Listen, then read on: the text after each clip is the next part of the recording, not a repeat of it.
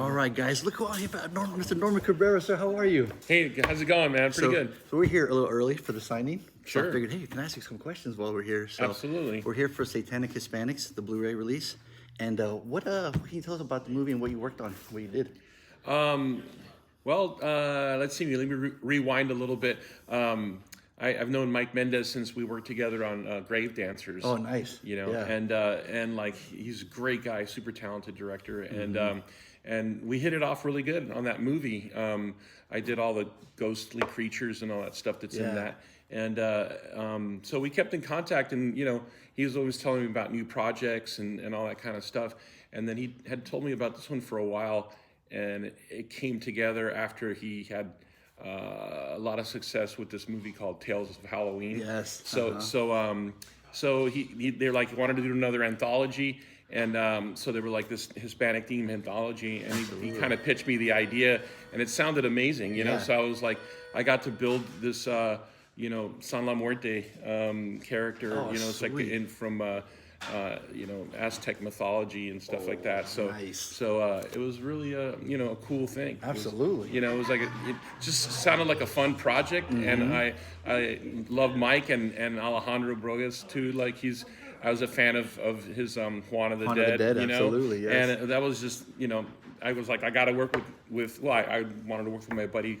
Mike again, but then also the chance to do some stuff with Alejandro too. So I worked on his Hammer of Zanzibar also too. Perfect. Okay. So I created the petrified demon dick for that.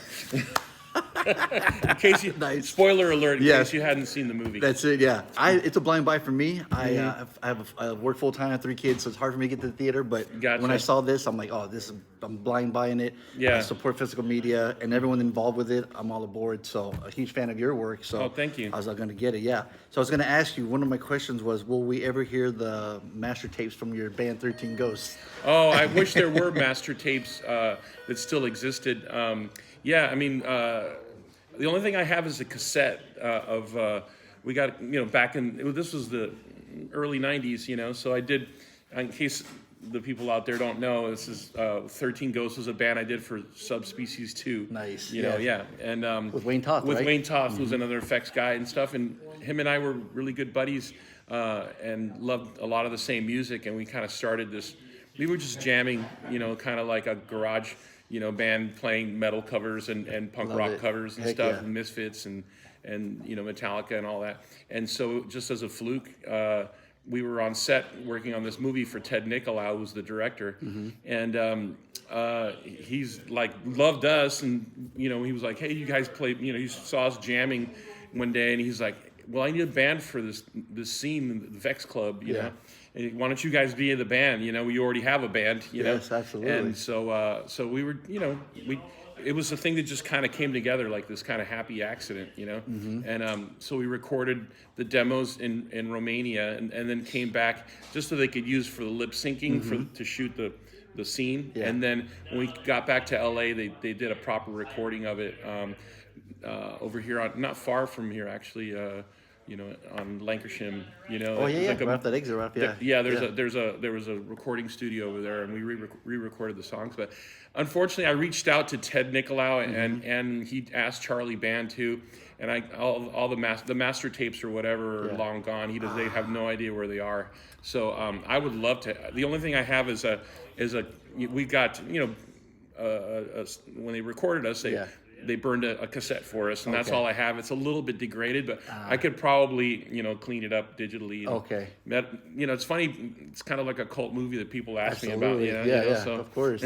Those horror fans, we'll dig down on the history of IMV and look at everything you work on and see. So. And you had mentioned that on the Thing with Two Heads podcast with Sean and Chris Nelson. So I was super curious about them. Like, oh man, I wonder if they could use that tape and make it in some format. I mean, we could probably, you can clean it up. It has some because cassette has that kind of, it'll have a crackle or it'll have like a break. It has a little bit of a breakup where you hear the sound quality get screwed up, but I'm pretty sure it can be digitally cleaned up. I just haven't. It's one of those things that like I want to do. It's funny because I'll meet like I worked with this band called Municipal Waste. You Oh, know, yeah. I directed a couple of their videos, Nice. and you know, those guys were fans. They were like, "Wow, you were in 13." I'm like, I'm surprised anybody knew who the hell it was. Yeah. I mean, it's like something that was completely a fluke, and I never expected in a million years that this many years later somebody would be asking about it. You know, so But see, you'll never know. Yeah. See, it's funny because you guys are like rock stars with the special effects and look at Dale bringing out the tree. Yeah, sure, absolutely. Yes, Sure. Okay, let's What show is them the that bottle stuff? here, Dale, real quick. Let's see how get on. There you go. This is Dale handing this. Look at that. What is Nice. this? Nellie Collins Backwoods Root Beer. Does it Yeah, have it is Oh. right there. does it have a kick in it? It does. You don't just shoot it. Yeah, of Okay, course, we'll of course. sip it, No, you okay. sip it. Yeah. Are you guys gonna have some too? Oh, he already. Oh, look, they're already ready. Okay. All right. Did some day drinking Thank you. going on here. Absolutely. All right. Now it's a Cheers. party. Now you can have an Absolutely. interview. Okay. I know. Hey, Norman's gonna really open up now. He's gonna start Nice opening up. Cheers, Salud. man. Cheers. Salud. Nice hospitality here, always at. That's right. At Dark Galaxies. Oh, Well, don't you have the were sign. both fairly long timers. Yeah, exactly. Ooh. Dark delicacies. That's your grandpa's man. ruby right there. That's good stuff. Right? Tasty. Absolutely. Ooh, he's gonna Cheers open up to to me that. like I'm Barbara Walters now. I know. House of a Thousand Corpses. You worked on this, right? With Yeah, Wayne that's Toth? right. Yeah. Nice. yeah. What did you on this movie? I had been doing stuff for Rob Zombie for the tour since for his tours and for his videos since the White Zombie days. Oh, You know? okay, yeah. So I did More Human Than Human, all those videos yeah. and stuff like that. I had been working with Rob since that, and then when he went solo, then I built the whole stage for the Hellbilly Deluxe tour. Oh, you did that? And Oh, all that nice. stuff. Yeah, and I went on tour, wore the monster suits and all that kind Really? of stuff. You're in the yeah, monster- my They wife. had big robots too, I think, right? Yeah, my wife was one of the go-go dancers. On one side, Sherry was the go-go dancer Right. on the other side. But and no then way, I so didn't we know did. that. Yeah, so we did this the Hellbilly tour, and then he came time to do this movie, Yeah. and. It was a very low budget movie, so I got it started, and then I kind of handed the job over to Wayne Toth. You know, 'cause Okay. there was a lot going on at the time. I was actually working on the remake of Planet of the Apes, the with, Tim Burton Tim Burton, version. yeah, with Rick Baker, I was right? working on that at the same time, so it kind of became too much work, and so I handed a lot of the stuff over to Wayne. So Wayne sort of finished up the show. Okay. Like the guy that's on the poster, Yeah, is the this zombie. it's in the Boogeyman. It's the same appliance makeup that's in the I'm Your Boogeyman video by Okay, White that looks Zombie. familiar. Yeah, Yeah, absolutely. it's just, Okay. and I sculpted all its pieces and we applied them and all that stuff for that video. And then so since it was a low budget movie, Rob recycled a lot of that stuff when it came to do House of a Thousand Corpses. Gotcha, So okay. so I did I did all that stuff initially, and then at a certain point I dropped out and I gave the stuff to Wayne, and then Wayne kind of took it to the finish line. That you makes know? sense because when I went to Comic-Con, when they were promoting it, it was Rob, Sherry, Chris Hardwick, Bill Moseley, Sid Haig, rest in peace, and Wayne Toth was there, and Right. they did an interview. So yeah, Yeah. So, yeah, I Yeah, remember. Wayne's a great buddy. Like I said, we were in 13 Ghosts together. but Absolutely. We started out working on like Alien 3, Death Becomes Her, a nice. bunch of stuff like that. Yeah. You know, so we had a history back to the early 90s. You know, Uh-huh. we hit it off because we're kind of cut from the same cloth. Absolutely, so to yeah. speak. You know? And it seems like that community affects guys. You guys all know each other. You guys are very well. Yeah. The first time I met you was at the signing here at Dell, but on the other building for Right. the Monsters, the book, the special Oh, effects. right, Howard the Berger's. special effects. Yes. Yeah. And that was an amazing signing. I mean, everybody was here. That It was awesome. crazy. Yeah. It was crazy. That was a lot of fun. Yeah. It was cool to be a part of that book. It was like a high school reunion. Everyone was like talking to each other, like, "Hey, we just signed my book." It was really fun to witness everyone like being so close and just like and supportive of each other, which is really cool to see. Oh, you that's know? that's how it has to be. Yeah. It can't be any other way. You know, we always support each other, and like it goes back to Dick Smith. Had kind of created this sense of like pass it forward to the next generation, Right. and he got Rick Baker his start on the way back on The Exorcist, and then Rick Baker kind of mentored other people. I got in. To working on a lot of stuff through Rick, Yeah. because I was just living in Florida and as a fan, and then Amazing. contacted Rick, in the mid '80s, in 83, '84, and then eventually got a job and moved out and That's started amazing. working for Rick. So it's a very small, close knit community. Yeah, you can tell. I remember like Howard was saying how he kept bugging Stan Winston, and he finally got in with him as well. Right. Just wanted to, so that's so cool. Right. So my next one is Attack the Block. Attack the Block. Yeah, that's right. What'd you do on that? Because I love this movie. It's there so was much a fun. there was these kind of creatures, like these kind of dog-like, the part ape kind of part. As the way the dog. kid says, a big gorilla-looking werewolf mother effers. Yeah, exactly. I sculpted a few of those, and Okay. there was one that was kind of one. If I remember the movie correctly, there was kind of one that rode around on a kid's like a backpack or something. The like small that. one, yeah, the There was one a that landed little one. first. Yeah, the one that scratches David Vega's character. Yeah, so these Like are the small one. Yeah. I put that guy together and nice. got him, sculpted him and did all the cosmetics on him and Yes. that sort of stuff. Okay. So it was like a little creature show, like with and that's another movie where I kind of. It sort of developed a cult following. I didn't even think it was a huge hit when it came out. Yeah. But I get asked a lot about Attack the Block, which it's bizarre because at the time I thought like, oh, did anybody even go see this movie? But apparently, Oh people no, did. yeah, it was very cool. Yeah, it was practical effects. There's guys in suits. When you watch the special features, the guys got to see with like the long stilts on their arms. Right. And they're running around. They got the wire work too, and they feel like they're there. Yeah. And one of the cool parts too is their fangs glows. So you There's can like this shows how- internal glowing kind of thing and stuff too. Whose idea was that? A lot of that was all Spectral Motion. Mike Alizali's Spectral Motion as they were the key artist, the key shop. So I was on the team for that, and he has a really extensive mechanical department that does like a lot of really creative stuff. So that's all worked out by physical mechanical effects. So it was all they wanted a practical glowing thing. So. They are so dark the whole time, so you need something at least to stand out a little bit. Right? Something that was in the script, It's all these ideas usually come from the script originally. The director wants to see something, and then it gets handed to the effects, and artists and stuff, and then it's our job to kind of figure out how we're going to do it. Yes. I love that movie. So I'm glad you guys talked about it. And then this one, you have an amazing death scene. Mm-hmm. Oh, Dusk Till Dawn, yeah. Dusk Till Dawn, yes. That's a really good. Did you buy that here? I got this vinyl. Yeah, I got Greg Nicotero to sign it. Nice. Yeah, they had a cool. Jaws book. It opens up gatefold with nice. probably the best scene in the movie. Oh yeah, exactly. This is my most rewatched part of the movie. I'm sure everybody can relate. Yeah, no, that movie was an absolute blast to work on. It's got to be, yeah. That was probably one of the funnest movie experiences, just because the shoot was really fun. I bet. And Quentin was on set, George Clooney, Harvey Keitel, Tom Savini. Cheech Marin. I get killed by Cheech Marin. Yes, I was going to ask you about that. Yeah. Yeah. Because do you do your own prosthetics when you get your own kill? Somebody glued that onto me. It might have been Wayne. Okay.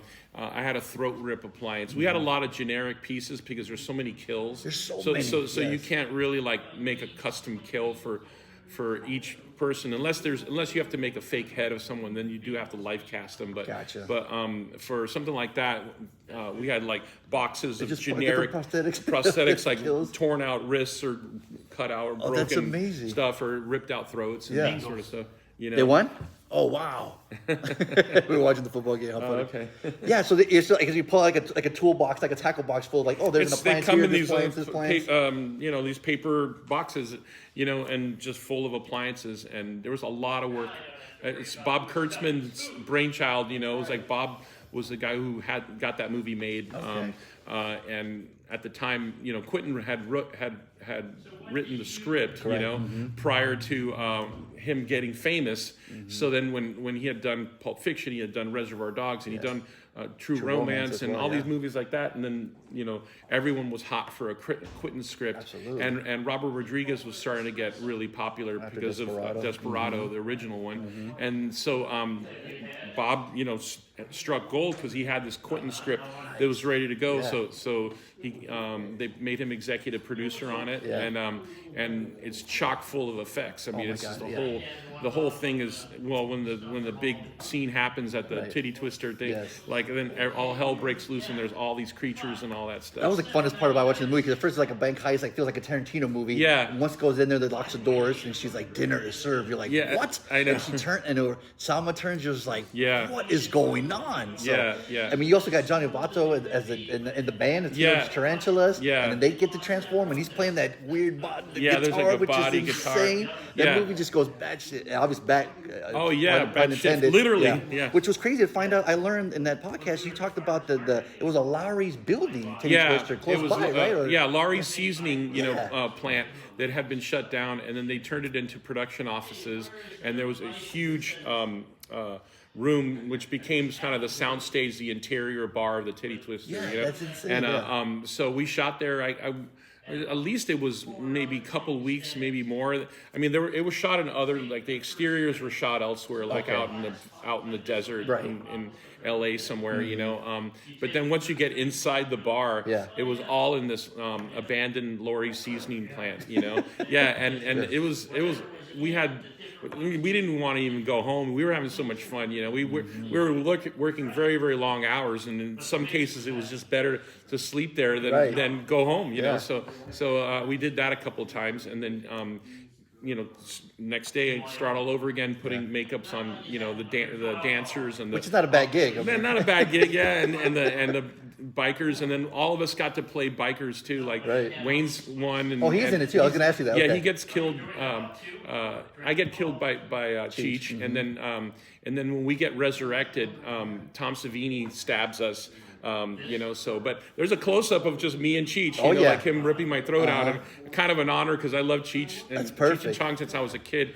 I was like a big fan of their stuff. You can't miss that scene because they close up on his face, and you don't have the long hair, but you have they have the goatee. You have Still the the hair, goatee, and you yeah. can see it. Like, when I watched it again, I was like, "Oh, yep, that's Norman." You can totally see that. I didn't scene. have gray hair back then. No, yeah, it's fully dark. Yes, that's true.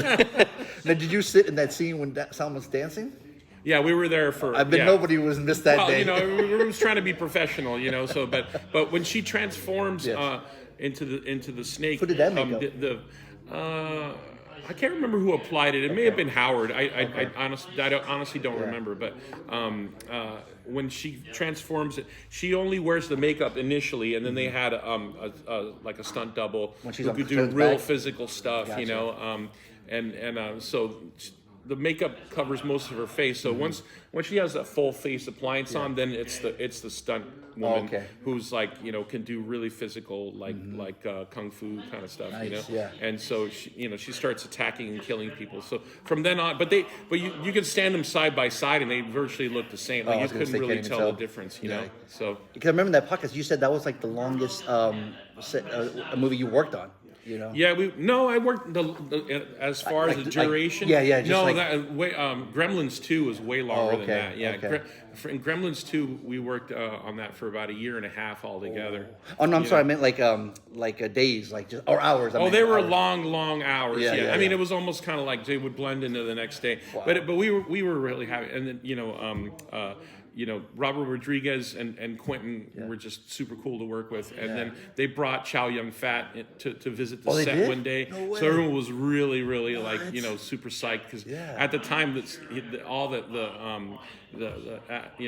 Hong Kong style action movies were really like taking off. So we were all like, we heard they were going to bring Chia Young Fat to the set. Yeah. And everyone was super excited. What did he think of everything? He must have lost his Well, I mind. mean, he walked through and he was looking at stuff. We didn't get a chance to talk to him that much, but he hung out with us a little bit, and Yeah. it was just cool to Yeah. see him walk in the room. There he is. Absolutely. Did he make a cameo? Did he? No, it would have been cool if he would have done a yeah. cameo. Yeah. I mean, because you got Fred Williamson. Fred yeah, Williamson, like- yeah, and Clooney was really cool too. Clooney was one of the nicest actors I've ever worked with, Yeah. and I got to attack him with his bat, puppet. Yeah. When he's lying he gets knocked to the floor, and this Right. like little bat puppet kind of crawls up, Yeah. and I had to be like right next to him, like basically my eye level lying on the ground was very close to his crotch, so I'm puppeteering this thing, and we do a take, and then everyone's cracking up because like on set, like everybody, you know, because they yell cut and everyone bursts into laughter, because there's little puppets crawling up and attacking him. And then Clooney looks down at me. He's like, "Hey, you want to grab a cigarette later after this?" Like, Was it good for you as it was for me? yeah, exactly. Oh, I was like, that was a amazing. really cool. He's just a super cool guy. Because from before then, he had just been like in ER, right? I mean, this was like Yeah, he was Ocean's really 11 yet, starting right? to take. No, that was before Ocean's 11. Yeah. But he was already starting to take off like pretty big. I can't remember the order of the movies that he was in, but he was already kind of starting to become kind of a superstar at that point. Okay, because that movie, like, he was so cool. And he had the neck tattoo. He hadn't seen that before. Then when he took his jacket off, he had the whole tribe on his arm. You were just like, what is that? And he's just such a good actor. He's a convincing actor. Like it's like totally believable on camera when you see him. Oh yeah, when him and Keitel, in the scenes. Yeah, and Harvey, I was, we're all, everybody and myself, everybody was huge fans of Harvey Keitel because of all the amazing movies that he's in, and so it was just really cool to have him on set too. Absolutely. Like he's like this legend, Of course. And they had I saved the souvenir from. I was just gonna ask you that. Okay. Yeah, I they have these Chongo beer, Yeah. Chongo is like Robert Rodriguez like kind of puts that reference because his production company I think was called Chongo. Yeah. And so it's like Tarantino's Red Apple Smokes. Right. He always has them in all the different movies. Right. So they got like Modelo's or something, and then they took the labels off. Yeah. I forget what beer, but it's something with a brown glass, and so it looked like a classic, like a Mexican the Negro Modelo beer. bottle almost. Yeah, exactly. And so they put the label, the Chongo label, over it, and so I took one and I was like, I got everybody to sign it. So I got Quentin's signature on there, Robert, Keitel, Savini, that's awesome. all that stuff, So that's gotta be it a prize set, I have it, put away. It looks a little faded now, which I'm kind of bummed about, but because it was printed on the paper they used was very cheap paper. Oh, okay, yeah. But so it's fading. So I'm kind of like, oh my god, I hope this doesn't fade anymore. But you like maybe take a Sharpie and color over it. Yeah, no, spray a sealer on it or something. So are you able to keep any other stuff from other movies you've worked on? Not usually, no. I mean, most of and a lot of the times, like if it's a prosthetic or something, it gets used, and then once you kind of use the makeup remover on it, it's trashed. Yeah. Okay. Yeah. So, but no, I mean, I don't typically keep the props of stuff that I work on. Okay. Yeah. They end up somewhere, I don't know, somebody auction them off or something. Yeah, I remember like Rick Baker would have like a serial number, like printed like his initials on one of like the masks he would work on. Yeah, I mean Rick, some people do, and I know K&B and some places probably do hold on to some stuff. I'm not really. I can't think of anything that I've kept a couple things, but nothing that's really that noteworthy. That bottle to me is like awesome. That's more like that's movie, so. like just the name the props themselves. After they're used, if it's foam latex, it'll probably just eventually rot. Okay, yeah. I mean, I know there's people that preserve it and stuff like that, and you can preserve it, but something like that bottle's more just like a physical prop is kind of fun to have. And if you know that Robert Universe, like you said in all those movies, you know where it's from. Yeah. And have all those signatures on it. Like who else has something like that? You know what I mean? It's pretty special. Absolutely. Yeah. No, it's a fun memory for sure. Absolutely. And thank you for introducing me to Umberto as well. That band you were talking about on that podcast. Yeah, they're awesome. Yeah, Umberto. There's a bunch of. I love that. I listen to that a lot when I'm working, making monsters and stuff. It's like, I love that kind of retro synth wave, kind of stuff. I love all that stuff. Like Gunship, you heard Gunship? Yeah, I mean, there's Laserhawk and there's Carpenter Brute. Yeah, Carpenter Brute. There's a bunch of them now, and like I Spotify. Hit shuffle, right, and go and listen. Yeah, if you go type in synth horror, there's people have playlists, so you'll hear about bands. That you hadn't heard about before. Absolutely, yeah, that's awesome. One that I just found out now is called Funeral Director. Oh, nice. Yeah, and cool name. It's really like super creepy horror synth stuff. Oh, love it. Yeah, Okay, Funeral Director. Check it out. Remember that. Yeah. So real quick, we're signing off. Are you got any future projects you're working on right now? Yeah, I'm working on something right now, but like everything else, when you're working on it, you can't talk about it. It's like an NDA thing. So like next year sometime I could talk about it. Okay. But right now I can't say. But yeah, I am working on some stuff. Awesome. Norman Cabrera Monsters is up and running. Love it. So. Awesome. Well, thank you so much for your time. I really appreciate it. We're here for the signing for Satanic Hispanics with everybody else here as well. So yeah. Sounds great, man. Thank you. Cheers, guys. Rock on.